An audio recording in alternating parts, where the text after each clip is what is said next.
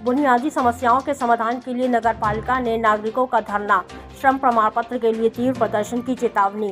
शंकरनगर के नागरिकों की बुनियादी समस्याओं के समाधान के साथ ही नगर निगम क्षेत्र के श्रमिकों को श्रम प्रमाण पत्र उपलब्ध कराने की मांग को लेकर सोमवार को 11 बजे खामगांव नगरपालिका पर शंकरनगर के उप नागरिकों ने मोर्चा लाकर उप मुख्याधिकारी को ज्ञापन सौंपा। ज्ञापन अनुसार खामगांव नगरपालिका प्रशासन द्वारा इलाके की विभिन्न बुनियादी समस्याओं की अनदेखी की जा रही है। परिणाम स्वरूप इस क्षेत्र के नागरिकों को बुनियादी सुविधाओं के लिए यातनाएं सहन करना पड़ रहा है तथा विभिन्न समस्याओं के समाधान के लिए नगरपालिका प्रशासन को समय समय पर ज्ञापन दिया गया, लेकिन नगरपालिका ने इस पर ध्यान नहीं दिए जाने पर शंकरनगर के निवासियों ने आज सोमवार 10 जून 2024 को नगरपालिका पर मोर्चा लाकर अपना गुस्सा जाहिर किया। इस समय इमारत शक्ति ने कड़ा विरोध जताया। इस मोर्चे में अजय गवई, चंद्रकला उमाले, जयराम बांगर, नयना गावड़े, संगीता लोखंडे, प्रियंका चौधरी, सीमा चौधरी, शेख तस्लीम, संगीता ताड़े, शारदा सऊदो समेत बड़ी संख्या में स्थानीय महिलाएं शामिल हुए। इस ज्ञापन में शंकरनगर के सैकड़ों नागरिकों के हस्ताक्षर है।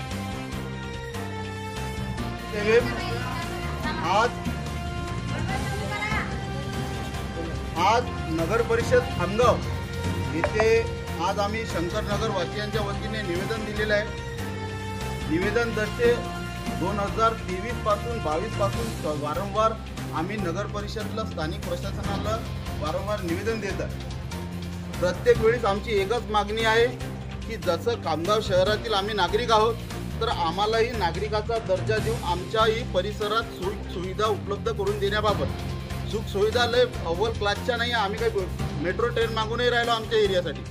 मूलभूत प्रश्न, पाण्याचा प्रश्न, लाईटचा प्रश्न, या साध्या गोष्टीसाठी आम्ही शंकरनगरतील भागातील लोक इथं नगर परिषदमध्ये निवेदन देत आहेत।